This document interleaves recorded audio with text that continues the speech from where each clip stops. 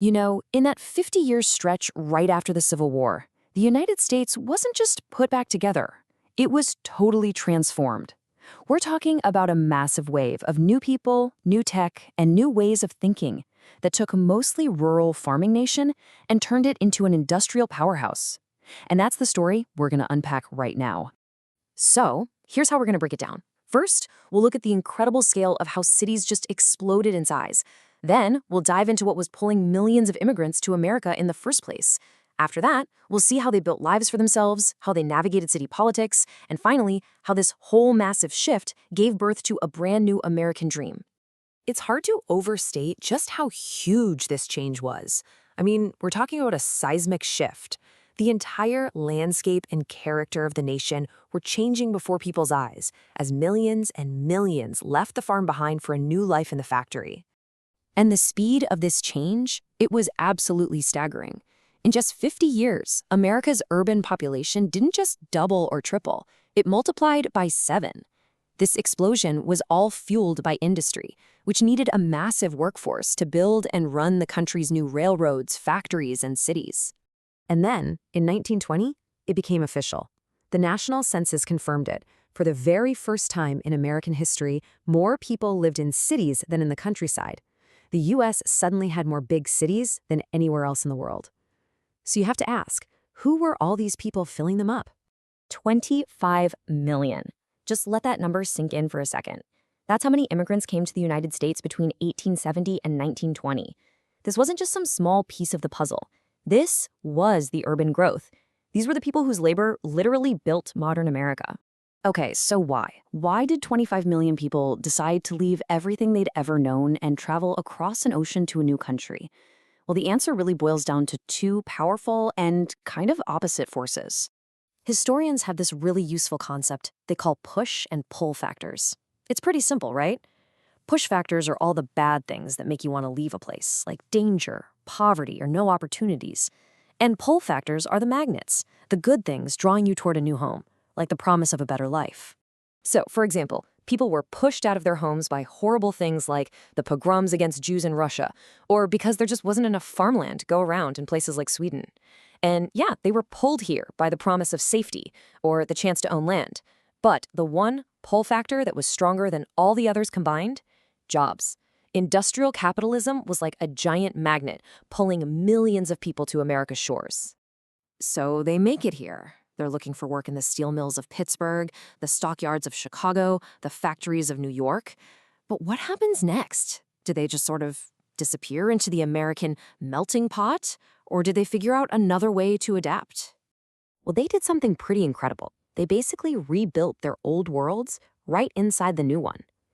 Immigrants would cluster together in ethnic neighborhoods, creating these amazing support systems. They'd start newspapers in their own languages, and they began a process called chain migration, where one person would come over, find a place, and then write back home telling all their friends and family to come join them in this specific neighborhood, on this specific block. Now, with these huge new populations, who were often poor and didn't know the system, a totally new kind of politics started to pop up. This was the era of the urban political machine. Think of New York's infamous Tammany Hall. These machines stepped right into the power vacuum, acting like an unofficial city government and a social service agency all rolled into one. This quote from a local political boss named George Washington Plunkett just says it all, doesn't it? He was completely open about it. He called his method honest graft. He'd use his inside political knowledge to get rich, for sure, but he also made sure to deliver real, tangible things for the people who voted for him and for the city itself. It was a messy but effective relationship. Just look at a typical day in Plunkett's life. This wasn't about big, abstract ideas. It was hands-on, on-the-ground help. Bailing a guy out of jail at 2 a.m., finding housing for a family after a fire, getting someone a job. He was there. And in return, all he wanted was one thing. On election day, you voted for him and his guys. So you really see the two faces of this system. On the one hand, yeah, you had epic levels of corruption and graft under guys like Boss Tweed, but on the other hand, that same dirty money was funding the absolute essential infrastructure of a modern city.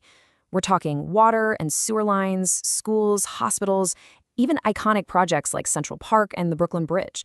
It was corrupt, but it also got things done. But let's be real. Machine politics couldn't solve everything. For every person they helped, there were countless others trapped in absolute poverty, living in crowded, dangerous, and unhealthy slums. This urban crisis, as it came to be called, became a huge source of anxiety for the whole country. And that crisis sparked a much bigger cultural debate. As these cities got bigger and bigger, a lot of Americans started looking at the struggling countryside and began to worry that something fundamental about the nation's identity was being lost in the process. You had thinkers like the sociologist Kenyon Butterfield, who really captured this feeling. The argument was that the rise of the city was happening at the expense of rural America. To many people, the city felt like this chaotic, foreign, dangerous place, while the country seemed like it was being left behind, becoming backward and obsolete. So what happens when you feel trapped between two bad options? You start looking for a third way. This created this powerful national longing for a middle path, a way of life that could give you the economic opportunities of the city, but with the peace and quiet of the country.